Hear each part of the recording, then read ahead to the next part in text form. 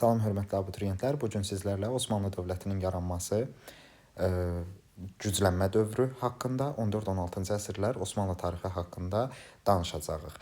Osmanlılar qeyd eləyək ki, Ağqoyunlular, Bayandurlular kimi, həmçinin Baharlılar, Qaraqoyunlular kimi, həmçinin Səlcuqlular kimi Oğuz nəsillərindən olan Qay tayfalarındandılar və Osmanlılar, yəni qayılar, qayı boyları, Oğuzların qay nəsilləri Malazgirt döyüşündən sonra Bizansın əlindən alınaraq həmişəlik türk diyarına çevrilmiş Şərqi Anadolu bölgəsində məskunlaşırlar və qayı boylarına başçılıq eləməyə başlayır Süleyman Şah. Süleyman Şahın vəfatından sonra qayı boyuna başçılıq eləməyə başlayır Ərtuğrul bəy və Ərtuğrul bəyin fəaliyyəti zamanı Domaniç, Erməni bölgələri Osmanlılara, yəni qayılara yaylaq kimi, Söyüd isə Osmanlılara, yəni qayılara qışlaq kimi verilir. Ərtuğrul bəy əsasən Monqol tatarları ilə mübarizə aparır və Anadolu bölgəsində Monqol tatarlarının fəaliyyətinə son qoyur, işğalçılıq prosesini dayandırır. Təbii ki, bu proseslərin gedişində Osmanlı dövləti yoxdur. Biz bunlara sadəcə qayı boyu nəsilləri kimi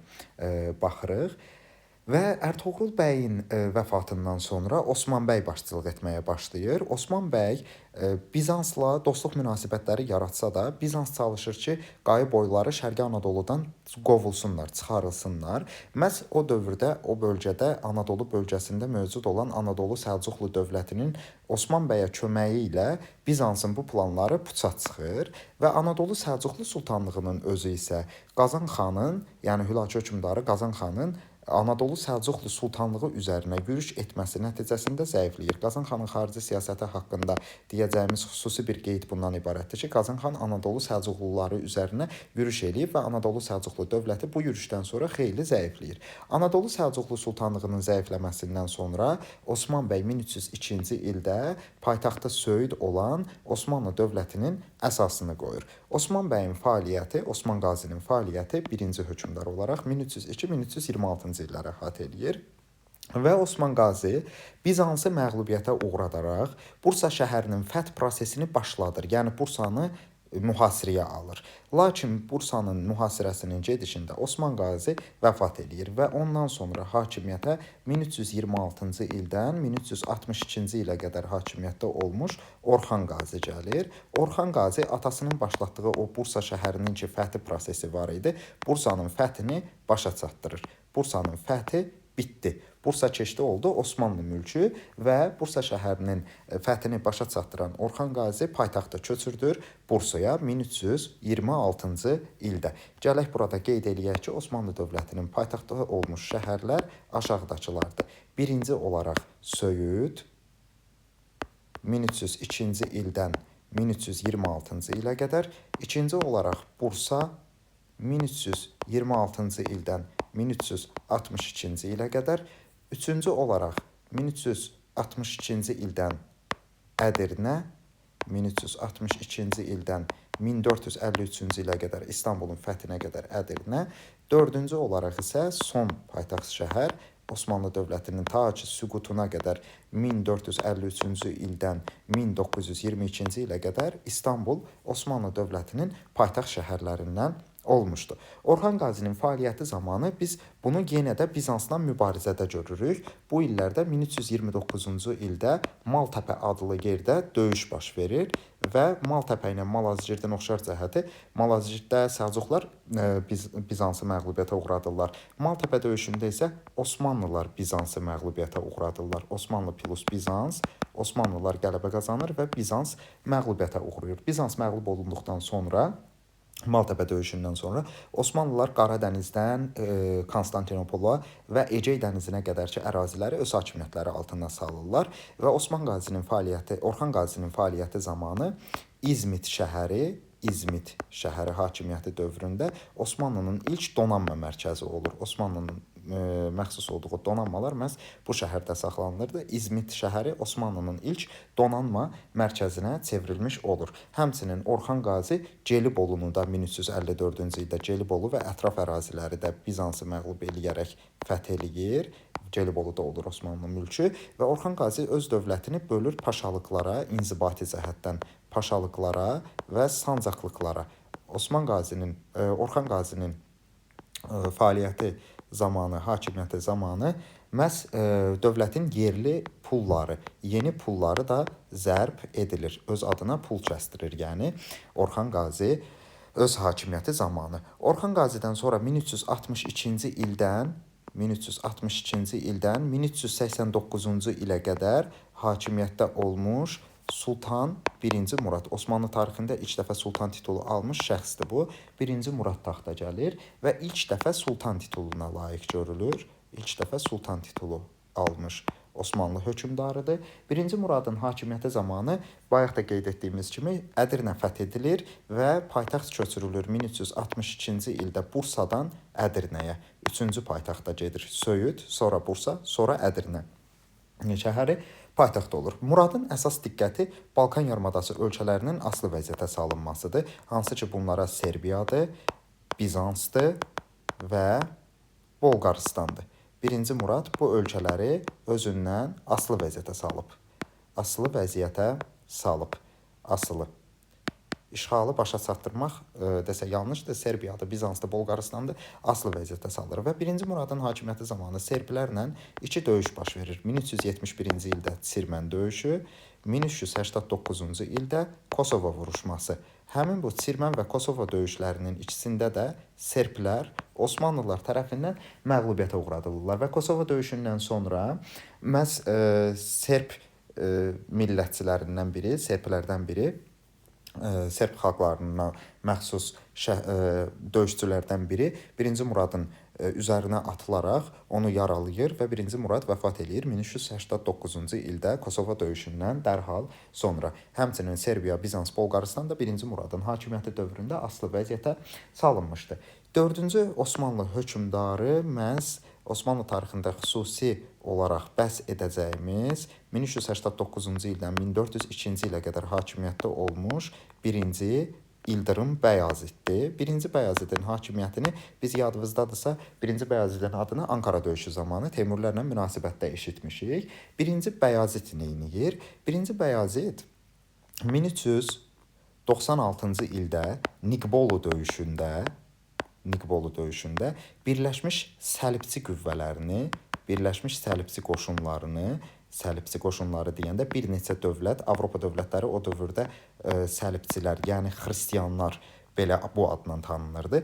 Birləşmiş Səlibçi qüvvələr, yəni Macarlar, Çexlər, bu qüvvələrin hamısının Avropa Səlibçilərinin birləşdiyi qoşunları məğlubiyyətə uğradır və Niqbolu döyüşünün nəticəsində Bolqarıstanın işğalı başa çatdırılır. Xatırlayırıqsa, yəni bayaq da qeyd etdik ki, Bolqarıstanı asılı hala salan 1-ci Muraddır. Ancaq Niqbolu döyüşü nəticəsində Bolqarıstanın işğalını başa çatdıran hökmdar isə 1-ci Bəyaziddir. 1-ci Bəyazid həmçinin Qara Yusifi demək Teymurilərə qarşı müdafiə edib ona sığınacaq da vermişdi. Və 1-ci Bəyazidin dövründə əsas diqqət yönəldilir ki, Konstantinopol şəhəri, yəni İstanbul, Konstantinopol şəhəri tutulsun.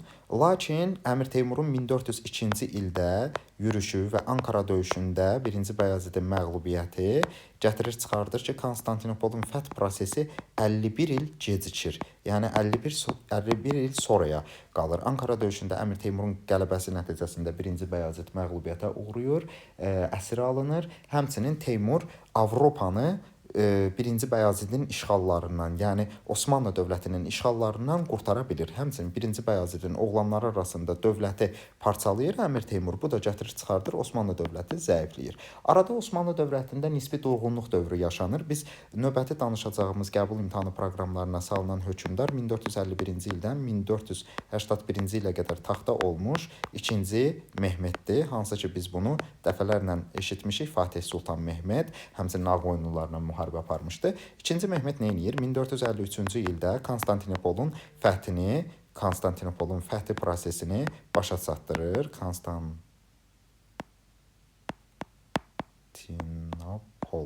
Konstantinopolun fəthi prosesini başa çatdırır. Biz bunu testlərdə Qızıl Körpü ələ keçirildi, Konstantinopol süqut etdi, Şərqi Roma imperiyası süqut etdi, Bizansın varlığına son qoyuldu, Avropa ilə Asiyanı birləşdirən ərazi tutuldu kimi də görə bilərik. Və 1453-cü ildə Konstantinopolda Ayasofya məbədində namaz qılan 2-ci Mehmet Konstantinopolun adını dəyişdirərək İstanbul eləyir və İstanbul sonuncu Osmanlı dövlətinin paytaxt şəhərinə çevrilir. Paytaxt Ədirnədən İstanbula köçürülür və bunun nəticəsində Kiçik Asiyadan keçən ticarət yolları nəzarət altına alınır. Həmçinin İstanbulun tutulmasından sonra 2-ci Mehmetə Fatih ləqəbi verilir. Fatih titulu qəbul eləyir və Müqəddəs Sofiya kilsəsini məscidə çevrilir, Ayasofya məbədi adlandırılır. O 1461-ci ildə Azərbaycan tarixindən keçmişdik və qeyd etmişdik ki, Trabzonun fəth edilməsi 2-ci Mehmetin adı ilə bağlıdır. Həmçinin 2-ci Mehmet Venesiya və Aqoyunlular dövlətləri ilə mübarizə aparıb uğurlu qələbələr əldə etmişdi. Venesiya ilə Aqoyunu ilə müharibələrin aparılması da 2-ci Mehmetin adı ilə bağlıdır.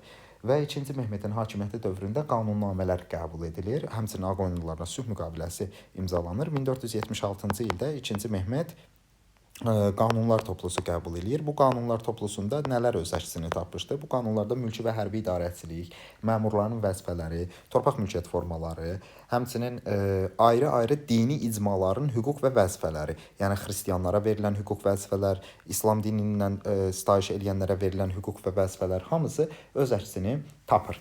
Biz gələk danışaq, əsasən hakimiyyət dövrü heç kimlə müharibə aparmamaqla keçən, amma nisbi müharibələr görülür burada, ancaq daha çox dostluq münasibətlərinə üstünlük verən 1481-ci ildən 1512-ci ilə qədər hakimiyyətdə olmuş 2-ci Bəyazidin dövrünə. 2-ci Bəyazid nə edir? 2-ci Bəyazid Səfəvilərlə dostdur, sonra Misir məmlükləri ilə dostdur, Misir məmlük sultanlığı ilə dostluq münasibətləri saxlayır. Həmçinin İspaniya bölgəsində bu dövrdə rekonkista prosesi gedirdi. İspaniyada yaşayan bütün qeyri-millətlər, bütün ora sonradan köçüb gəlmiş xalqlar oradan qovulurdular. İspaniyada yaşayan yəhudilər çıxıb gəlirlər və İspaniyadan qovulan yəhudilərə sığınacaq verilir. Biri 2-ci Bəyazid tərəfindən sığınacaq verilir. Həmçinin 2-ci Bəyazidə Vəli ləqəbi ilə biz müraciət edirik. Vəli ləqəbi ilə tanınır 2-ci Bəyazid.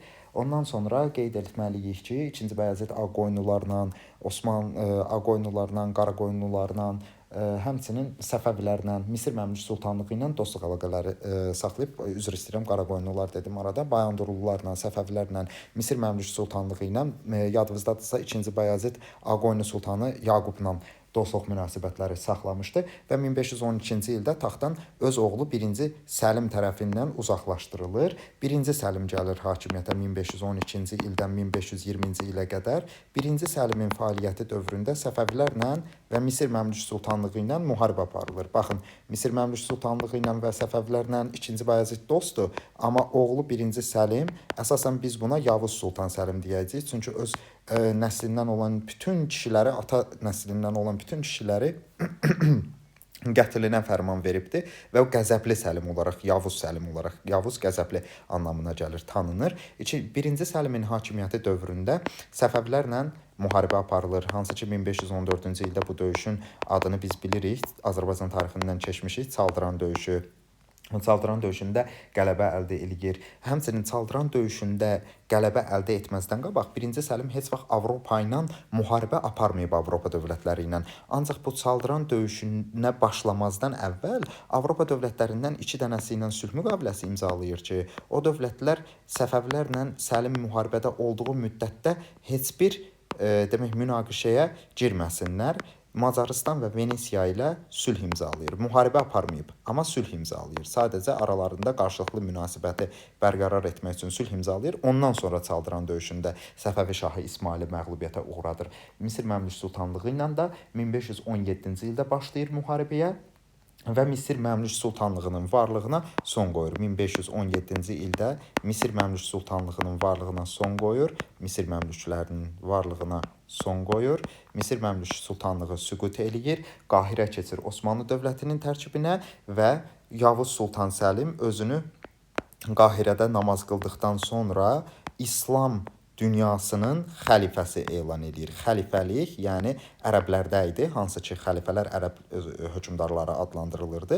İndi isə ərəb dövləti süqutundan sonra Yavuz Sultan Səlim özünü İslam dünyasının xəlifəsi adlandırmaqla xəlifəliyi Osmanlı sultanlarına götürən ilk hökmdardır. İlk hökmdardır. Xəlifəlik keçir buna. Yəni Yavuz Sultan Səlim 9-cu Osmanlı sultanıdır. İslam dünyasının isə birinci xəlifəsidir. Nəyə görə 9-cu soruşacaqsınız ki, axı burada 7-dir. Arada məlumdur ki, 2-ci Mehmet gələnə qədər 1-ci Bəyaziddən 2-ci Mehmetin hakimiyyət illərinin arasında 1402-dən 51-ə qarışıqlıq olub. Orada əlavə 2 hökmdarın da adı var, amma biz həmin hökmdarları qəbul imtahanı proqramına daxil olmur deyə keçmirik. 8-ci olaraq bəhs edəcəyimiz möhtəşəm Süleyman, Qanuni Sultan Süleyman. Qanuni Sultan Süleyman 1520-66-cı illərdə hakimiyyətdə olubdur. Ən uzun müddət taxta qalmış Osmanlı sultanıdır. Buna əsasən qərb ölkələrində möhtəşəm Süleyman deyilir. Şərq ölkələrində isə qanuna və qanuniliyin aliliyinə hörmət etdiyinə görə Qanuni Sultan Süleyman deyilir. Qanuni Sultan Süleymanın fəaliyyəti zamanı Avropada əsas işğallar həyata keçirilir, yenidən işğallar başlayır. Həmçinin Qanuni Sultan Süleyman öz ölkəsində yaşayan xristianlara, İslam dininə sitayiş edənlərə, bütün millətlərin nümayəndələrinə, bütün xalqların nümayəndələrinə çox hörmətlə yanaşırdı.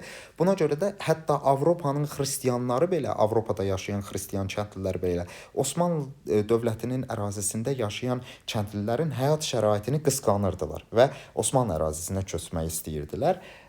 Bu da 1-ci Süleymanın təbələrinin öz əhalisinin, yəni öz asılılığında olan kəndlilərin qayğısına qalmasından irəli gəlirdi. Ona görə də 1-ci Süleymanın dövrünü möhtəşəm 100 il adlandırırlar. Yəni 1-ci Süleyman Osmanlı dövlətini çox inkişaf etdirmişdi. 1521-ci ildə Belqrad fəth edilir. Avropada Belqrad ərazisi fəth edilir. Sultan Süleymanın ilk səfəridir. Ondan sonra 1526-cı ildə Moxaç döyüşü baş verir. Moxaç döyüşündə Osmanlılar Birləşmiş Macar Çex qüvvələrini məğlubiyyətə uğradırlar.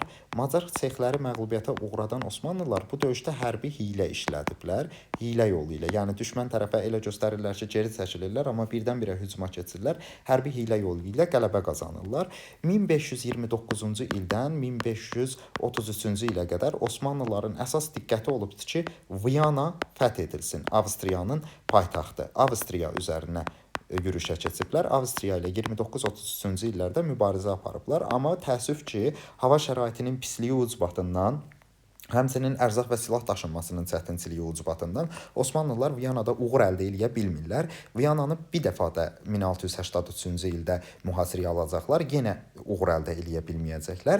Viyananın hər iki mühasirəsi Osmanlılar üçün uğursuz olub. 1-ci Süleyman Avstriya ilə 1533-cü ildə sülh imzalayır və məhz 1533-də sülh imzalayandan sonra xatırlayırsınızsa Azərbaycan tarixində test toplusunda belə bir testlə rastlaşmışdıq ki, 1535-ci ildə Sultan Süleyman Qanuni Təbrizi tərk edir. Çünki gedirdi Avstriya ilə müharibəyə başlasın. Tərsidir. Avstriya ilə 1533-cü ildə sülh imzaladıqdan sonra Avropada əsas işğalları həyata keçirdikdən sonra diqqəti yönəldir Azərbaycana və 4 dəfə Azərbaycana 1534, 1535, 1548, 1554-cü illərdə 4 dəfə Azərbaycana yürüşlər həyata keçirilir. Düzdür, bu yürüşlərində çox uğurlu olmur, Amasya müqaviləsi imzalanır. Ancaq xüsusilə bunları da burada qeyd etmək lazımdır. 1535-ci ildə hətta Həmədan ətrafında döyüş baş verir. Həmədan döyüşündə Şah 1-ci Təhmasib necə ki Buğurt döyüşündə qələbə qazanmışdı. Şah 1-ci Təhmasib Osmanlı sultanı demək Süleymanı məğlubiyyətə uğradır və qələbə qazanır. 1535-ci ildə isə Osmanlı dövləti Sultan Süleymanın hakimiyyəti zamanı Fransa ilə müqavilə imzalayır. Fransa ilə imzalanan müqavilənin bir var siyasi cəhəti, bir də var ticari, iqtisadi cəhəti.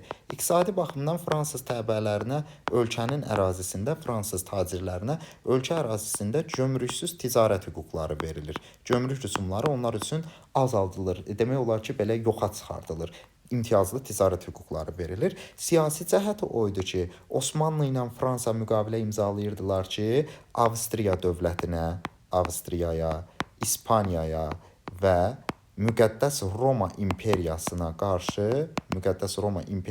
qarşı birlik olsunlar. 1541-ci ildə isə Osmanlı dövləti yenidən Avstriya üzərinə hücuma keçir. Avstriyaya 1541-ci ildə yenidən yürüş həyata keçirilir və bu yürüş zamanı İspanlar deyirlər ki, Osmanlıların əsas diqqəti Avstriyadadır. Biz gedək Afrikanın şimalındakı Əlcəzairi tutaq. 1541-ci ildə İspan donanması çıxır Əlcəzair istiqamətində hərəkətə keçir. Lakin dənizdə olan Osmanlı donanması demək təbii ki, boşda deyil, boş dayanmır. İspan donanması düşür Tufana. Tufan bu donanmanın bir hissəsini məğlub eləyir. Yəni tufan, təbii fəlakət həmin donanmanı məhv eləyir. İspanların qalan bir hissəsini isə Osmanlılar məğlubiyyətə uğradırlar. Demək, o İspan donanması necə məhv oldu? Bir hissəsi tufan, bir hissəsi Osmanlı donanması tərəfindən məğlubiyyətə uğradılır və Əlcəzair keçir, yenə də Osmanlı tərəfində qalır.